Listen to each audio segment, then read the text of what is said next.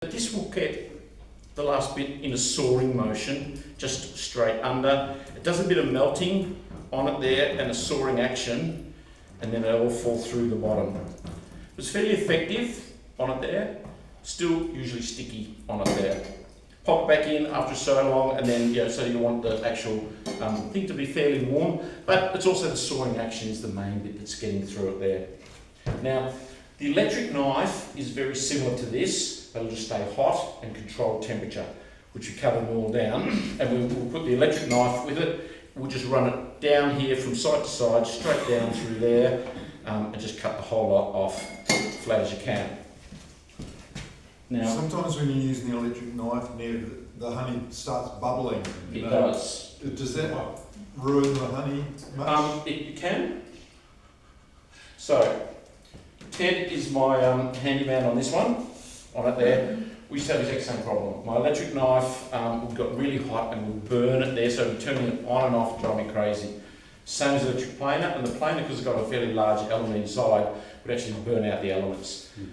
We were providing these, selling these at the club. In the end, I got rid of them because it was just too expensive and people weren't turning them off in the process, and they would burn out. And then I'd be going, okay, I've got to go back to the John and say, look, it is. And he says, oh, you've got to turn them off there. They haven't got a good thermostat on them there. But unfortunately, I cleaned it up, sprayed it all, cleaned up, wiped that there, and left it on the bench. It is called a voltage regulator.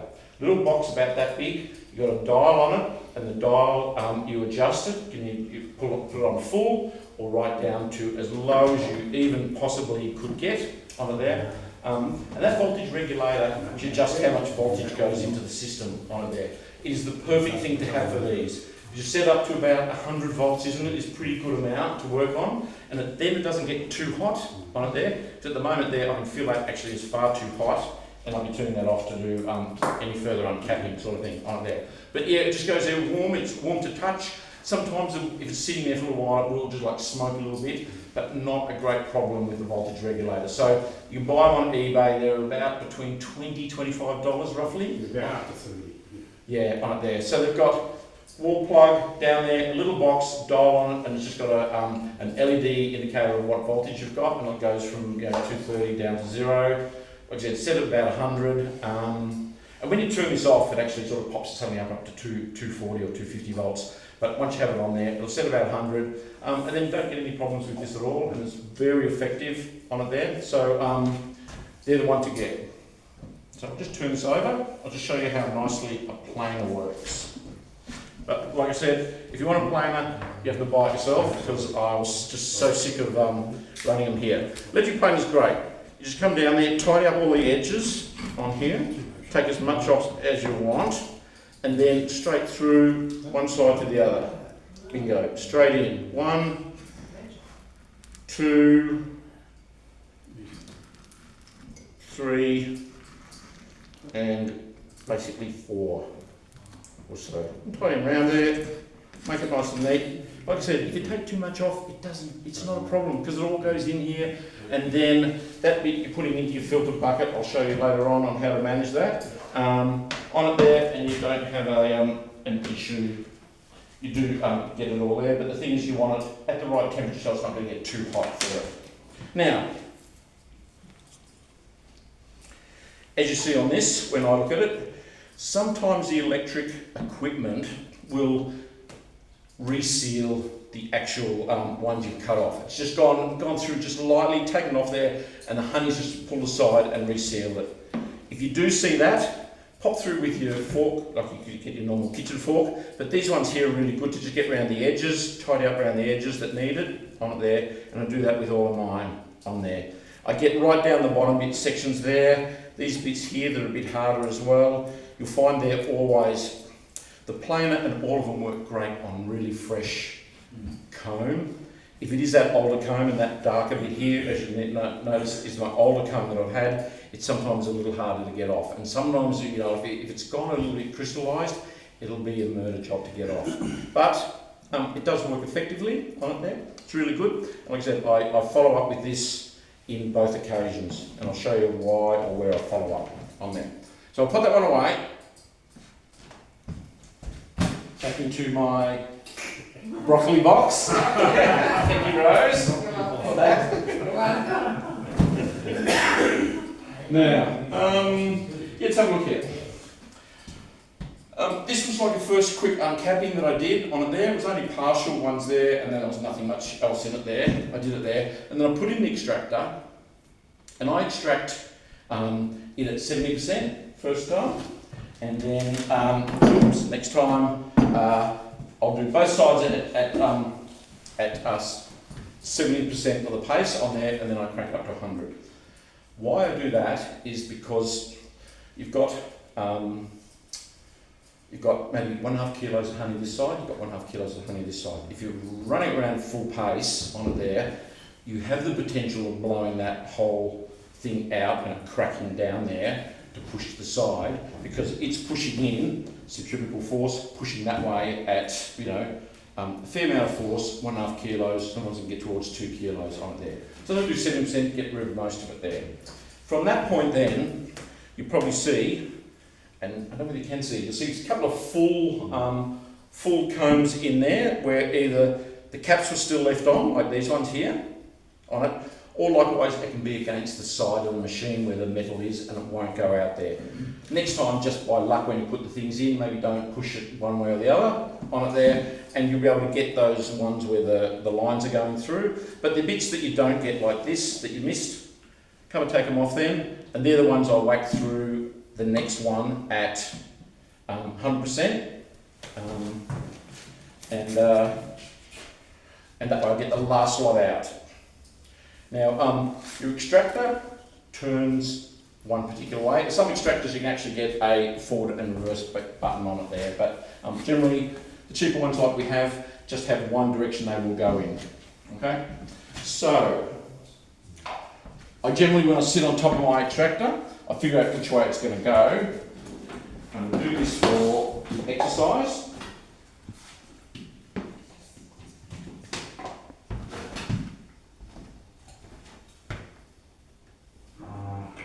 Okay, so it turns in a clockwise direction. Now, one thing I didn't learn when I first started extracting honey was which way to put these in. So I used to come back and go, oh, there's all this honey still in my thing, it's sort of still dripping out a bit there, it's a bit weird, try it again. On it there, I was a bit disappointed. On it there, on extraction, I thought, that's a bit weird on it there. But why was that happening? Anyone? Upside down. Sorry? Cells are sloping towards the top frame. Absolutely. So they slope, as they go out, they slope down. So they actually slope at 13 degrees into the centre on it, correct? Leading, narrow edge of the frame leads. Correct, yes. So when I put it in, this is the direction we're going, I put it in with the bottom bar in the direction it's going, and that way then it's very easy for that actual honey to come out the side as best it can and end up on the side there. So we don't get those ones left in it, sort of thing. So that's the way I do it. Like I said, come in, hit it all off, do it about 70% of the settings, run it for about, I thought it was around about 30 to 60 seconds. Turn it over. When I turn it over, I'm going to flip it over that way so the bar is still running at the front on it there. Do the second side, and then I'll do my last lot of uncapping on it there, just tidy up there, and then run 100%, get those last little bits out. It probably doesn't make much, doesn't get that extra bit out, the little bit I very rarely get out. And if you return it to the hive, it would go back to the bees on it there, fine and beauty. But someone's looking and go, oh, I could have got that little bit extra out, so I'll just give it a crack and give it a try on there. When that comes out on the final one, that's what they call your stickies, which when you return to your hive, and it doesn't matter if you make a mess of it at all there, when you're chopping it up there, it can be a real big mess and little tags there. The bees get in there straight away, they'll lick out all that extra honey, they'll tidy up all the ends ready for either putting honey back in or putting laying eggs in straight away. I'll clean it up in next time. So it's really good value. If you do put one back in, just go in there 2 days later and have a look at it, and you'll go, wow, I don't even recognise it.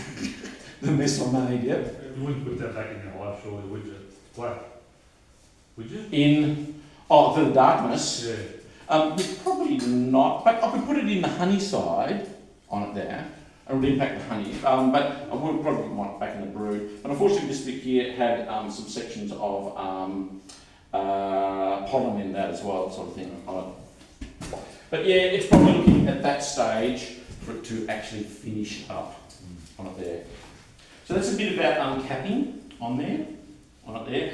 Like I said, the electric planer is really good and well worth getting, but put a voltage control unit in there and just Google on eBay voltage control unit. You'll see them there. There's like a multitude of them there, and they're all about the same price on it there. Don't pay more than $30 though, because it's not worth it. It's got generally universal plug in the wall, and then when you plug the unit, your electrical unit into it, it's one of those multi ones that fits Japanese, whatever it is there, you name it, American ones there, they'll all fit in there. So that's it.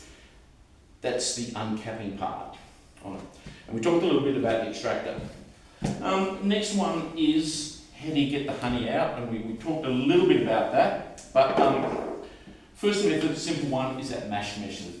You can cut the wires and cut out the comb and just mash it all up, and then put it in a sieve and just let it run through that there happily on it. Go back later on and turn it over, sort of thing, and get the last of it out there. You will find it's a very good method of getting rid of getting it through there. If you haven't got anything extra, you don't need to go and spend $500. But remind you, the club has an extractor and you can borrow it for a very nominal fee on it there. As long as it comes back, not at your place forever, and it comes back within a couple of weeks. $50 an hour, I think.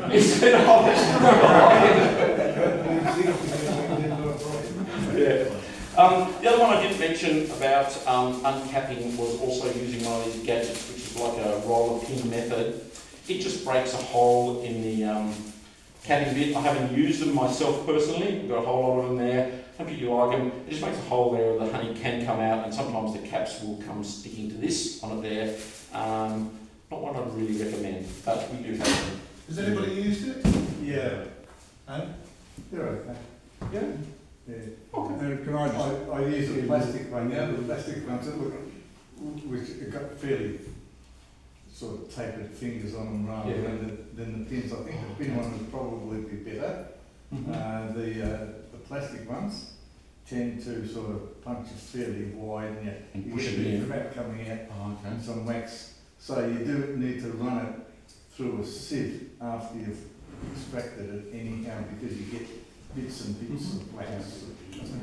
I was just going to say that, just in relation to that, again, that fork system, when I've been in Canada a few times in past years, their honey seems to be fairly thin most of the time, but what they do, they just use the scratching, the fork, instead of going under the way you demonstrated, which is how I would use it, they just scratch very quick. They scratch down the frames, usually ideals, they have a lot of them, and they scratch them down very quickly on each side and put them in, spin them, and it was a very fast way, but the trouble is all those sort of cappings ended up going into the, and clogging up the filter, which means every now and then they'd be having to take that away and put a new filter in, because all that sort of crud from the top ended up in the filter. But that's just the way they did it for quickness. Oh, right. We've got these ones here that one of the club members who's getting out of these sent our way, and these ones have got, they've probably been laser cut or something or other, just little pins on there, and you push that down the side, and hopefully you've got enough force to pop the caps off, sort of thing. I have never ever used one of these, so I don't know what it's like if anybody I had a has. terrible time with it. Terrible. Yeah. Okay. Well, we're giving them away then. I was going to charge you, but I'll have to give them away now. It looks easy on the advertisement, doesn't it? You just ruined it for me, Trevor. I was going to make some money. There is a girl which is great big lumps of wax out. Well, I was thinking, yeah, fine. That's the price tonight, isn't it? So mass mixing's a pretty easy way, and it's a bit like the method of having all your honey uncappings. Even though on my uncapping, I followed like you, Ted, put that base on it there, and it actually catches all the stuff. So it's actually then you just pick off a mesh take it aside after a day or so, and then you actually have a reasonable bit of honey in the bottom sort of thing there. But there's stainless steel rods and stainless steel mesh that's sitting in there. The reminder is, with honey, you've got to use stainless steel because anything that's anodised or anything like that there, will just chew into it very quickly, sort of thing on it there. As far as the straining materials is concerned, I've just used the old Bunnings paint strainer. Yeah. Well, they sell this paint strainer Mm-hmm. kind of sleeves, Yeah. and that seems to get rid of Okay. most of the wax and the cappings and all the rest of it. It doesn't clog up too much. Now there's also a warm drip method. So if your frames are good and you've got a nice warm room on it there, using that 30-degree slope method, you'd uncap it, still full on it there, and then over a tray of some sort, you will just sit it up there. You might, have a band or something over it, and it might hold onto it there. Sits over the tray, and just gravity takes effect on it there. It'll drip past the bar, no issue, sort of thing there. And then later on, when you're looking, you go, yep, I've got nearly all of it there. You put it back in the hive, and then you just collected your one there. No need to have an extractor, but that's another method you can do on it, which works out all right. Laborious, but you could have if you've got a big enough tray, and the trays I've got at home are the trays that forget it, Nesbitt's, I think it is. They're a supplier of catering stuff. They've got I've got a big Bain Marie, and the actual B frame can fit inside that because it's over 500 mils long, sort of thing on it there. So things fit in there really well. You've obviously put something to support it. There we can manage it there pretty good on it. So that's a warm drip method. Now the overhead one.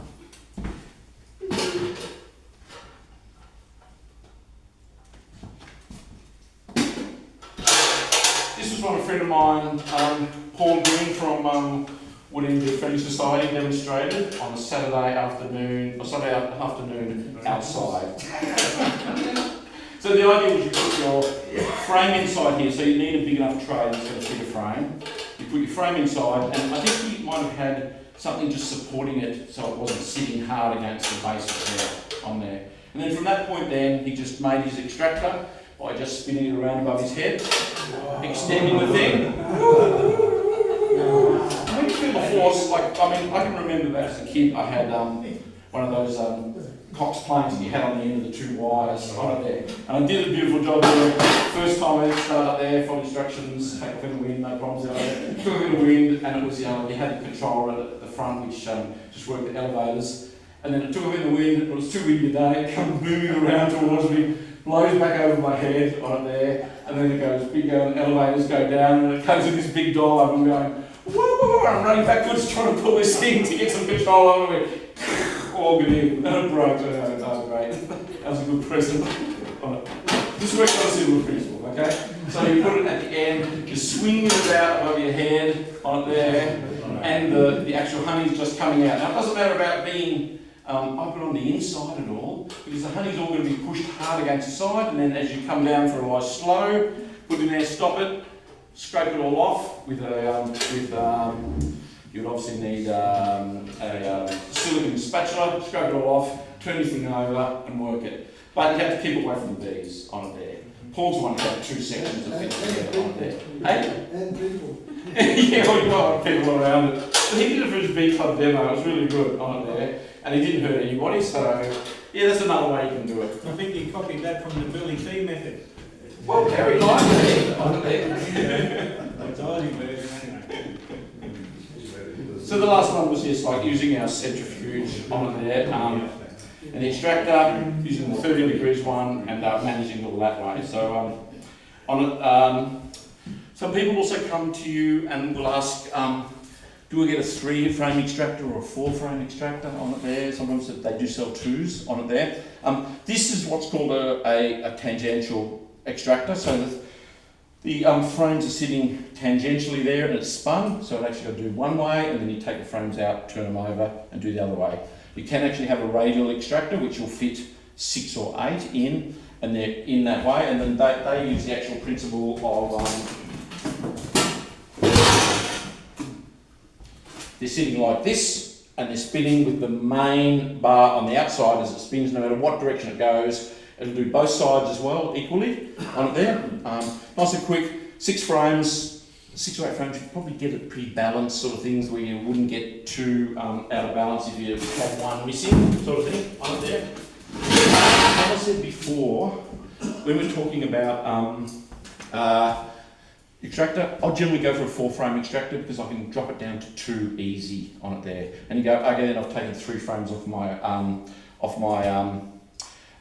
bees and I want to extract 3, what do? Well, in that case, you pop 2 in, leave the lightest one sitting out there to come in second time there. Do your initial side on it there, and then pick whichever is the lightest or whichever is heaviest, leave it in there. Take one out, put the other one back in, spin that one again, and then after that you're just going to start to manage it because it will be a bit out of balance. The most important thing with these are don't ever leave them running without you watching them in close proximity because they'll start to get out of balance, they'll start to go there and we'll go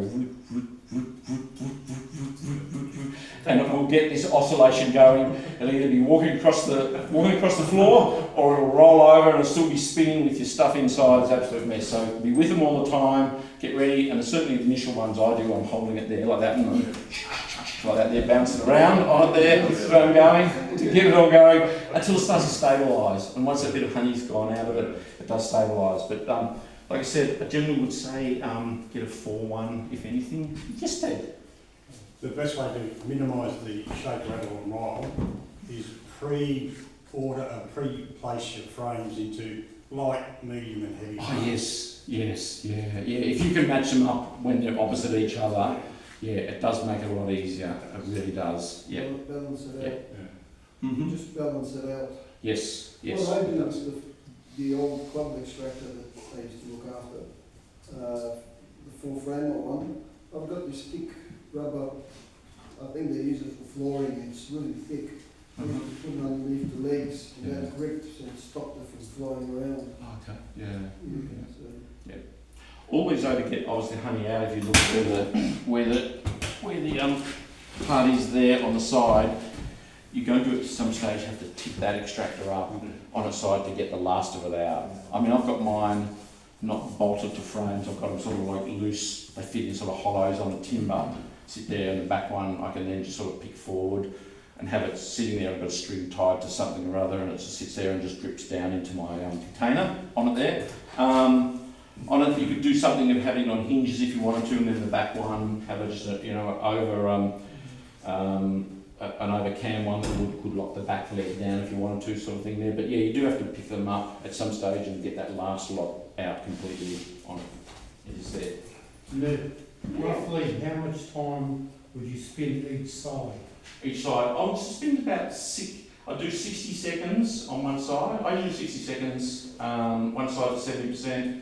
Flip it over to the other side, do the last lot of recapping again, and then put it in for 60 seconds again, and do it vice versa on the other one.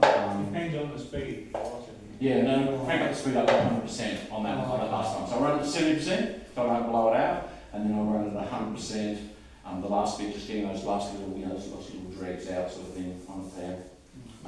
Doesn't come in the manual. No, on it there. Frames that are brand new, that have been foundation, they've been built out are very fragile. I mean, you spin them for too long and too fast, they'll crack and actually break apart. Yeah, they'll come off the wire. Yeah. So you've got to be very careful. I would be really 50% maybe, especially those brand new frames that have just come up from the foundation, they're really light and the honey's heavy, it just cracks it all up. And when I said I filter the honey, and we do filter it straight out of the unit into a bucket, either a 11 or a 20 kilo, 20 litre bucket on there. We usually use double strainers, it's probably industry standard on there. So that's the size of the mesh, you can still see through it. So you have a coarse one to get the big chunky bits out, and then the finer one on it to get the smaller stuff. Stuff will get through, there's no two ways about it on it there. I found it always the case. I'm trying now to always use this fine fabric mesh. It's sort of curtain material that you buy from. I got this from Lindcraft, so it was $5 a metre, and a metre is like that's one width, and it's double the width there on it there, and it's called. You get all kinds of cheesecloths. Yes, and I'll talk about that in a second. What did you say it was called then? This is called assorted Basford shears. This is synthetic on it there. So number one, the wax goes through it pretty well. Sorry, the honey goes through it pretty well on it. It still filters it out there, but you also don't get any lint going through it on the back side of it there. And the cheesecloth or the sorry, muslin. That's it there on there. It does let it go through. People also have used things like paper from what do you call it? Coffee ground paper and that type of thing. But this works really good. The beauty of it is you can pop it in, and when I'm doing sometimes my second time through, I pop it in like that, put it in there. If I've just reheated my honey, and you got that, you get all that floating scum around on the top there. I can put this through. Do a filter with it, and if it does clog up, if I've got it, it's a little bit sugary, I will see it straight away.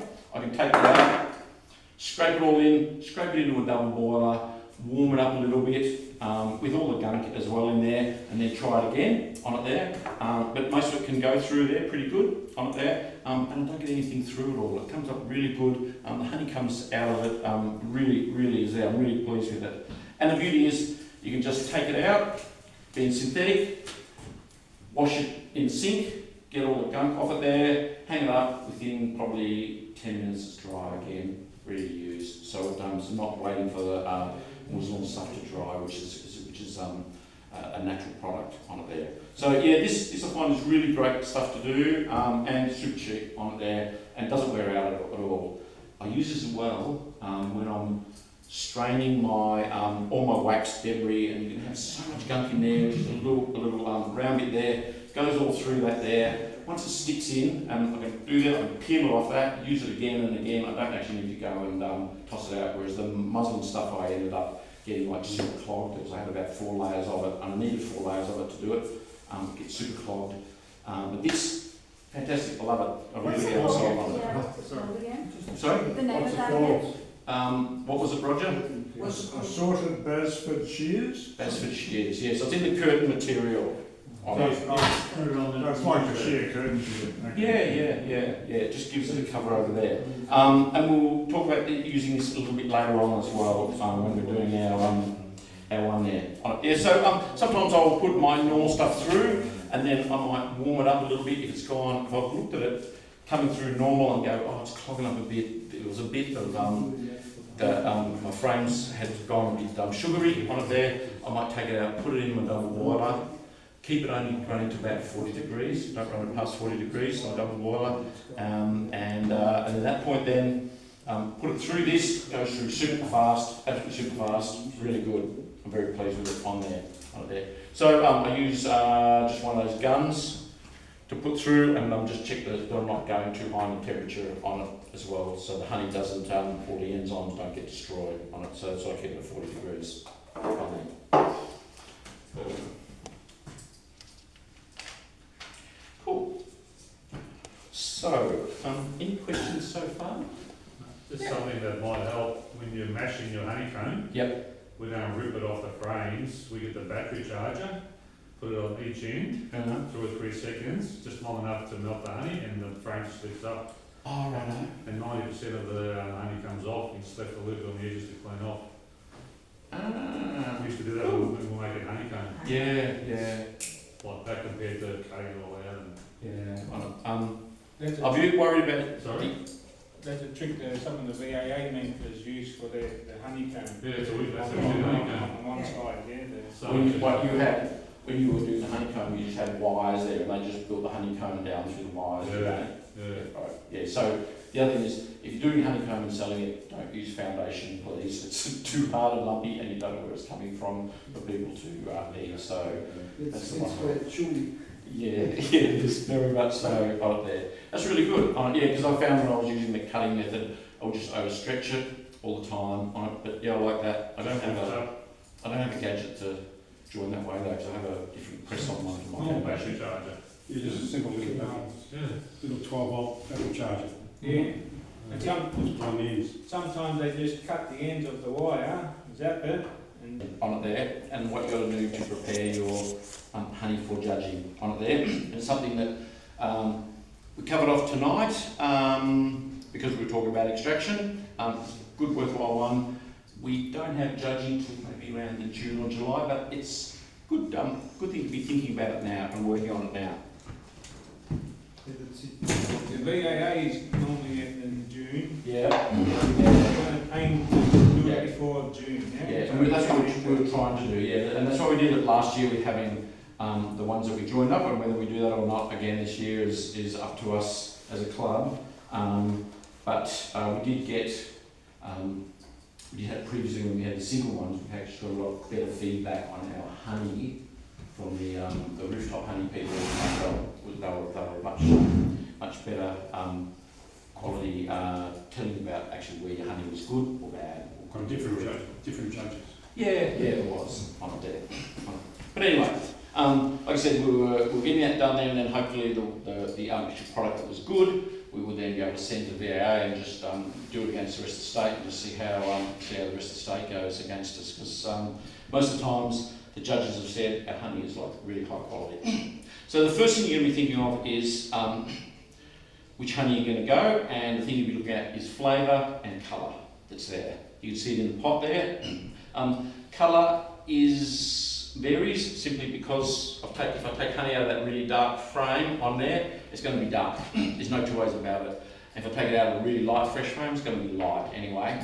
Then also the fact that where the honey's coming from will also determine some of the colours on it there. But I think the main control of colour is the actual age of there, even though honey judges don't always believe it or agree to it. So that's colour you're looking at there. Flavour is the main thing as well. On there, pick your best flavours, the ones that are really tasting good, that you really have enjoyed, or all the people that snapped up and gone, yeah, it's fantastic, no problems on it there. So they're the ones that you would select on it there. And then the judges are going to look at the clarity of your honey, the ability of it the viscosity of it as well. They'll look at that, and they'll also look at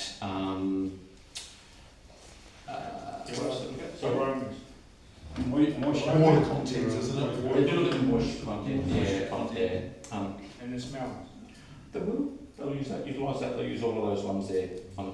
So what I do is I find what I really like, and then I get some 1 kilo honey tubs out of there, and I fill them over, so I can put them down there and I'll check and I'll make sure there's only over 500 grams in my honey tub that I'm going to do. Is my selected one that I've got there, and make a note of it there.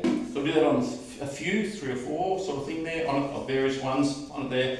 I've got a bain-marie, so I know that's going to sit at 40 degrees, and it'll warm up all of that, depending on what state it is. It's also going to get all if it has sugar over time, it'll get rid of that straight off sort of thing on there. So that's what I'm going to do with my bain-marie. Next thing, yep. So,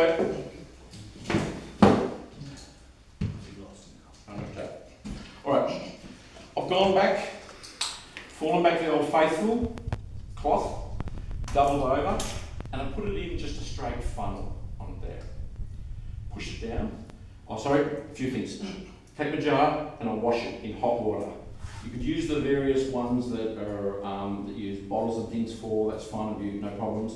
But I use it in hot soapy water, and then I rinse it again under really hot water and put in the dish drainer, both lid and the jar, and let it drip up and clean there. Pick good lids too on it. There's nothing worse than you're putting a jar up for honey consideration and there's all dents in the lid and it's all crappy there. They're gonna judge it poorly. They really are on there. So take some pride in it. So clean your jar up and have it there. Don't clean it with a tea towel or anything like that there. Unless you've got a microfiber cloth, you're only going to add lint to the jar. So that's my one there. I also, from here, my funnel, I do exactly the same. Clean it in hot water, let it drip dry on it there. And I've got this lid free now. I pop this in here, beauty, and a couple of bulldog clips, 3 bulldog clips around it. Now, just to remind you, this is what I do. You don't need to do this at all. But 3 I put around on it there, and this is going to sit in my jar accordingly. So, no one, because that was all clean, nothing should be in there or should be able to get in there that hasn't gone through the filter completely on there. But my more than 500 grams of honey is in here warmed at 40 degrees. I pour it in here and let it do that. And what I do is I try to get it to sort of, it's a little bit hard on these, is to have it a bit of an angle and have it so it's running down the sides, not dripping in the side, because that's only going to put air bubbles in it and that's going to detract from it. It will over time settle down there. But I fill it up full, so it is full, it is chockers, right up to the lid, and then take that out, pop the lid on, and leave it for a couple of days. Go away and leave it, and let it all settle on there. Now there shouldn't be anything bad in there, as in anything, because you've gone through good quality ones. If it has, or something's gone through, go back and do it again. It doesn't take anything to do it again on it there. But you should be looking at the top of your honey, and then what you're going to do is actually remove some of the honey, so it's down to roughly about that point there, on it there, and that's when they do the bubble test. They turn it upside down and watch the bubble go up through here. If it goes up really quick, they'll go, oh, this is a bit thin honey. On it there, they want it to go up nice and slow. If it didn't ever move, they go, no, this honey is just far too viscous sort of thing. And also, it'll also show whether any is crystallised as well, but you'll be able to see it there.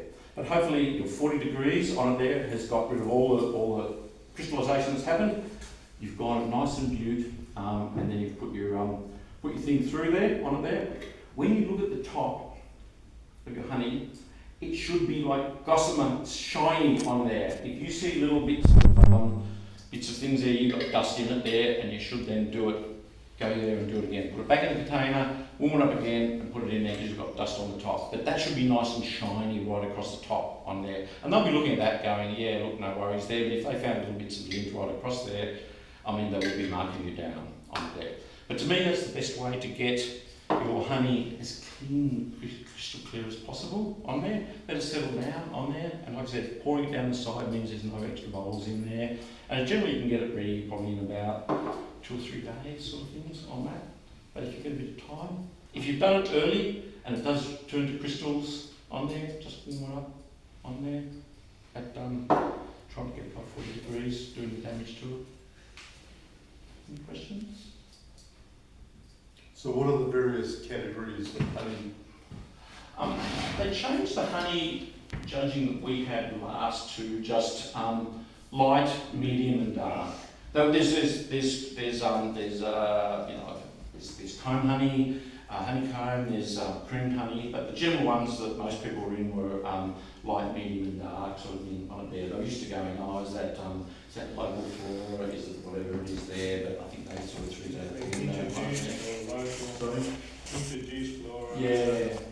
Garden honey or something? Yeah, they've gone away from that now. They've just gone the three colour categories sort of things on there. Yeah, so that was from mine. I looked at it, and that's a bit looking at some people who are actually big in honey judging in the States. We're doing a similar sort of thing, nice little field cloth on it. Gee, I like it. I'm really wrapped in that gear. These are the standard jars that we use for all honey judging, just in glass 375ml jars on it there. If it's any different, they'll probably not accept the actual entry, Is the club going to supply some of those people who don't have that particular? The jar, yeah, we've got some. Yeah, they're only about $1 or $1.10 or something on the price list. Yeah, so we've got them just beforehand, or maybe a couple of months beforehand. We'll bring them in and flog them off on there if you're interested on there. Yeah. On the website where we've got some equipment, things we can buy. There was something there I'd not heard of before called a capping bag. It actually says, anyone extracting honey, you've got to have one of these. But it doesn't have a picture of what it is. Oh, right, okay. And, So that's a bag that you actually put in here. So you can, with all your cappings and all the junk, and even if you just mashed it all up on it there, you put it inside this bag. It's got a couple of hooks on the top, closes over on the top. I think there's a zip on it there. You put it all in there, and it just sits in one side. And as you spin it, there's just a centrifugal force pushes against the side, and then the cappings comes out on it there. Yeah, it's a way to do it. You can there on it there. You'd have to look at the weight against what's on the other side of it there. But like, I happily just this stuff that I've capped off today on it there. If I left it 2 days, it would be pretty dry on it there. I could just take it out, and there'd be all the honey sort of sitting in the bottom, sort of thing on there. If it wasn't like a super cold day on it there, then I would go and use that. The ones that used to sit inside a bucket, the witch's comb. Ones. We have some of those too. Yeah, good. I found them really good. Oh, right. You just got to have a bucket on top where the honey sits into the witch's hat filtering thing. Yeah. And then the bottom of that bucket, you cut out the centre, and you got a second bucket on the bottom. So because that's quite long, you need that extra space for it to fit through. Oh, right. Yeah. And so all the honey just filters through and drops into the bottom bucket. Yeah. I did forget to bring it along on it there. I've been very forgetful. On a lot of mine I've had with these, I actually put a polycarbonate plate on there with a hole that just fits perfectly here. So I can put that on. I can let my honey extracted. I just put the lid over the top, walk away, and I don't get any dust going into it at all on there. On it. So yeah, I found that just a really good one there. It's just clear. Hawken has a few. These just make some just circular ones. But the beauty of that is, if I do have an overflow on it there, and when I say overflow, you've got your bucket underneath, you've got your thing underneath, and you're pulling the honey out there, and then you get distracted, and you go, oh, it's got a long way to go. I'll just go and do something there, up there, which is the most dangerous thing ever to do. Come back and look at it and go, oh my God, it's just flown over and sort of starting to go over the side, and I'm sort of pushing it there and trying to get in there, which does do nothing because it's already full.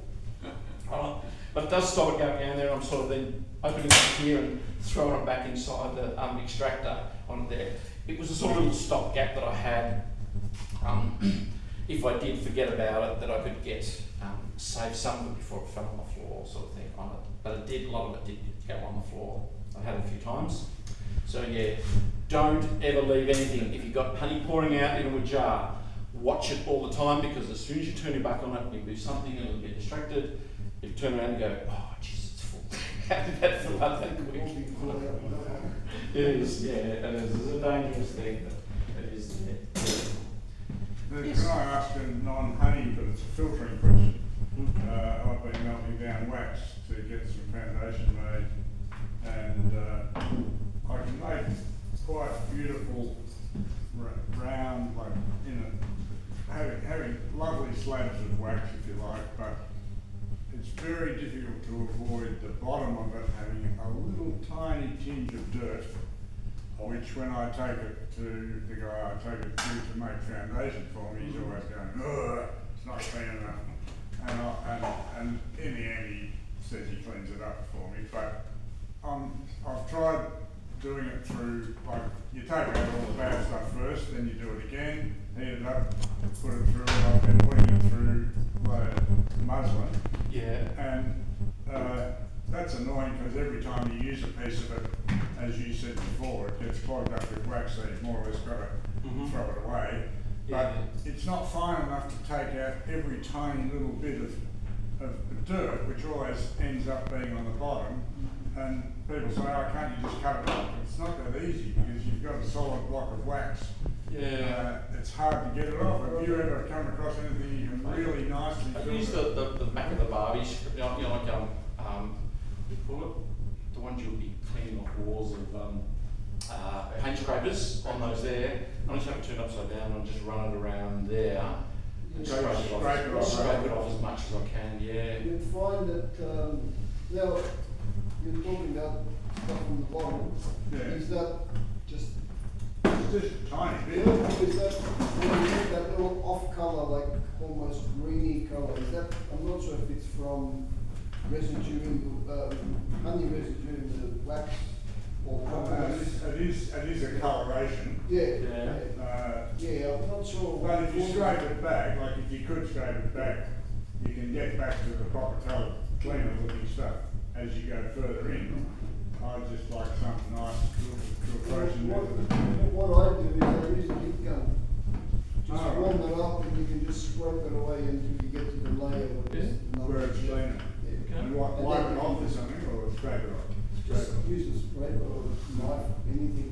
Even a spoon, you find a spoon, you can just go through it real quickly. Smithy, who's been making wax since I think Moses was about on there, is up at Newham, on it there.